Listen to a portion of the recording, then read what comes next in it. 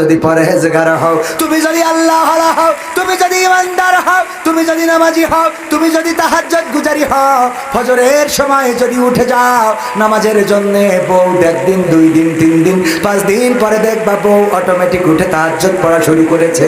তুমি যদি স্ত্রীকে যে আগে সালাম দাও, 5 দিন 3 দিন 7 দিন সালাম দিয়ে দেখো, তুমি বাড়ি যাওয়ার সাথে সাথে তোমার স্ত্রী আগেই সালাম দিয়ে বসবে। এই জন্য কিছু কাজ নিজে আগে থেকে করার দরকার আছে না নাই? আগে থেকে করবে কি? ওয়াজ শুনেছে স্ত্রী যদি নামাজ না পড়ে স্বামী জাহান্নামে যাবে, বাড়ি যেয়ে বলছে এই বউ ওঠ, ওকে তোর নামাজ পড়তে হবে কে? তা বলছে তুমি যদি নামাজ না পড়ো তাহলে আমি জাহান্নামে যাবো। তা বলছে তা অসুবিধা কি? অসুবিধা কি মানে? এই তুই আমার বউ, তুই নামাজ পড়িস না তার জন্য আমি জাহান্নামে যাবো, অসুবিধা কি মানে? বলছে তুমি তো নামাজ পড়ো না। বলছে আমি নামাজ পড়ি না, আমার জন্য আমি জাহান্নামে যাবো, তোর অসুবিধা কি? তোর জন্য যাবো কে? আমার জন্য আমি জাহান্নামে যাবো, তোর জন্য যাবো না। বলছে কোন পাগলের রস শুনে যাবে তুমি?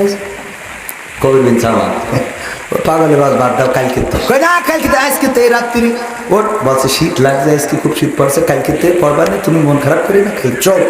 আরে না ওর কাল বেশি থাকবো তার কোনো গ্যারান্টি আছে? তোর জন্য জাহান্নামে যাতে আমি রাজি না। উঠায় শীতে উজু করাইছে, তরথর করে খাচ্তেছে বাচ্চা। এখন রাত্রে 1টার সময় বলো কোন ওক্তের নামাজ কয় রাকাত কি সূরা পড়বো? তো বলছে যা হয় পড়, এখন যা হয় পড় খারাই বলো। এখন কিসির নামাজ রাত 12টার সময় কোন ওক্তের কয় রাকাত কি সূরা পড়তে হবে?